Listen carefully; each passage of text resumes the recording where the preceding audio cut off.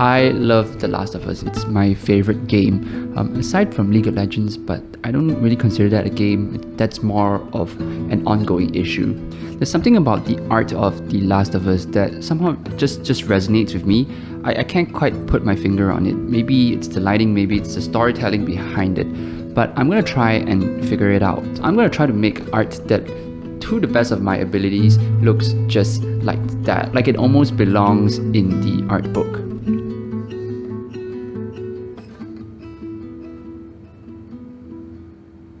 Now, the first step is to set a benchmark. In this case, it's really easy. Just look at the concept art done for The Last of Us. This acts as a reference as well as it sets an expectation of the kind of quality that I should be aiming for. So I use this program called PureRef. It's a free program where you copy and paste all these images into a single image board, and it makes it really easy to organize and collect all the reference images and notes that you have for a project.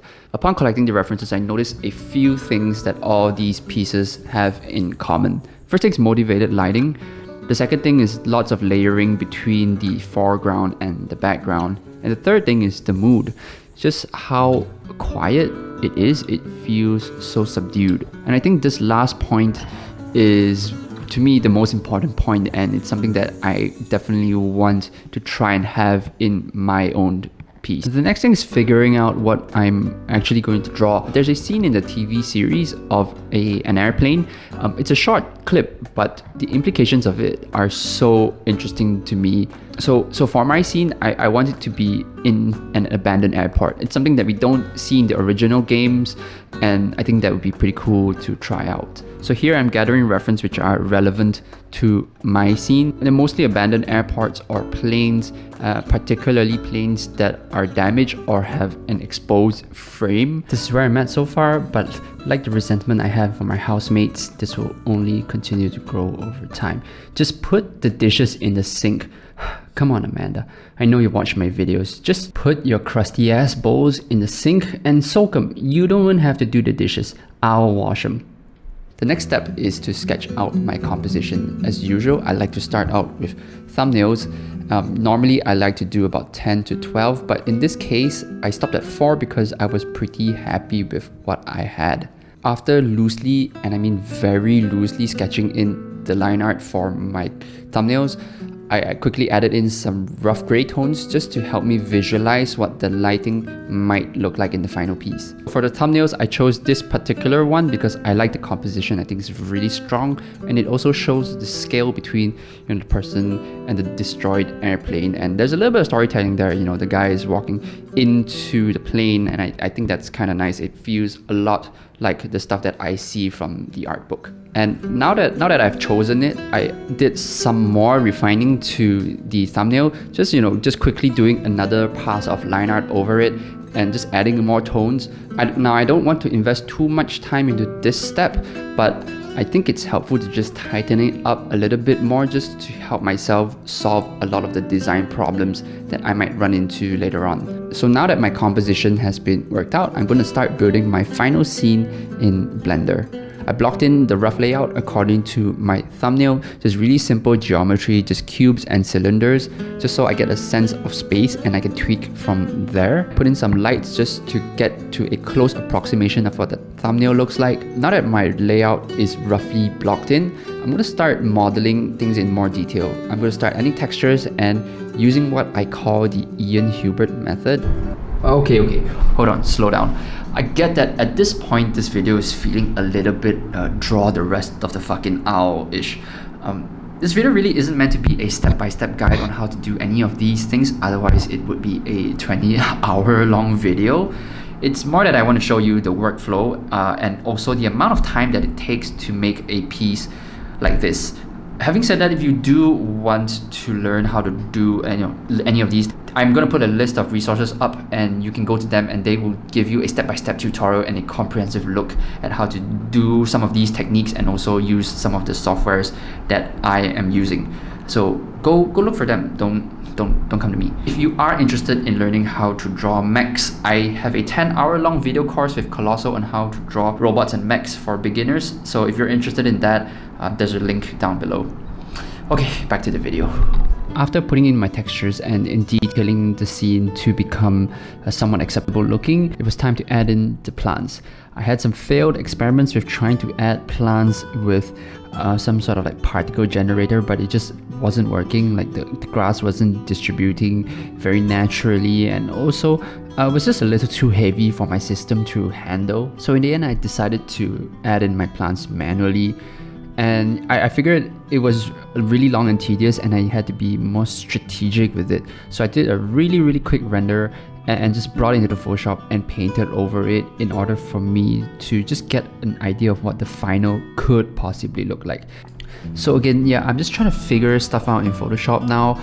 I'm just quickly adding in some lighting and shadow and some value corrections. Here I am using the XP Pen Artist 16, which was sent to me by XP Pen to try out, and yeah, it's great, it works. Honestly, this is not me being cynical. I don't need fancy features, I don't need anything special, I just need it to work, and it hasn't failed me so far. This thing is an absolute workhorse. They also sent along a wireless shortcut remote, which honestly is a game changer, especially the physical dial that you can turn to change brush sizes. It's great. So yeah, anyways, I'm trying to figure out the placement of all the plants and greenery, and also along the way trying to figure out the composition, what to put in the background and the foreground, and how to make it more appealing, and also just different details that I want to add.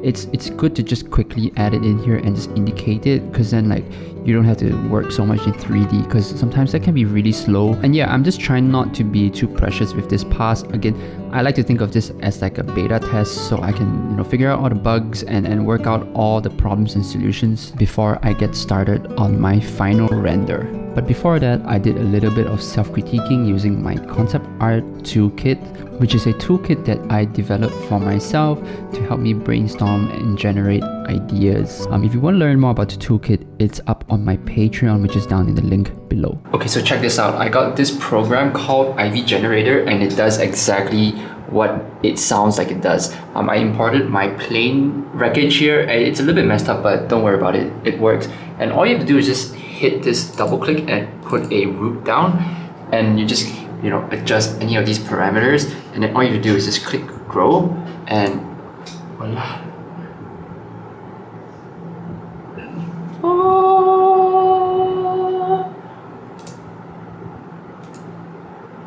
Isn't that cool? Yes, very cool. So I did this a couple more times with the important objects like the engine and also the balcony on the top right. And then I exported all these and plugged it into my Blender scene. And then I finessed it a little bit more until I got to my final render, which looks like this. So I won't bore you with the details of how I did exactly all the rest, because it is another 8 hours of mostly just color correcting and photo bashing. It's really slow work, but I really enjoy it because I can just turn my brain off, put on a podcast, and just start plugging away. However, if you are interested in seeing how it's done, I have a layered PSD on the Patreon, so you can just download that and click through it and see step by step exactly how I did it. So now it's looking pretty good, but we're not quite done yet. And the last thing to do, and this is a bit of a gut punch, is to put it side by side with the reference and compare. It's something that's really hard to do because it is a bit of a reality check, and it's like, oh, you thought you were so good? Nah, let me just put it next to the real thing and then look at the differences between the two. And sometimes I feel like I'm almost done with a painting, but there's always that extra little 5 to 10% that you can push. And so now here I'm just trying to make up the differences and try to get it to look as close to the reference as possible. So that's it for the final painting. To me, this is kind of like a different type of master study where instead of painting something exactly one-to-one, you just do your own thing but in their style and try to get as close to the benchmark or reference as possible. So let's just summarize what I've learned making this piece. The first one is to just keep the value structure really simple. So foreground dark, midground medium shade, and then background light. You don't have to do something really fancy with the lighting, and it just makes the shot look a lot more readable that way. Second thing is to add lots of reflections to the ground. Having some sort of like reflective material, whether it's like wet pavement or some sort of puddle, adds a lot of depth and texture to the ground that it's basically a hack. And the third one is to just work more on your lighting and the composition. If you plan your lighting and your composition really well, you don't really have to put in so much effort into finessing the details. So it's better to just spend more time working and planning out your composition than it is just detailing stuff. That's it. Thanks for watching. If you want more extra content, it's on the Patreon. Bye.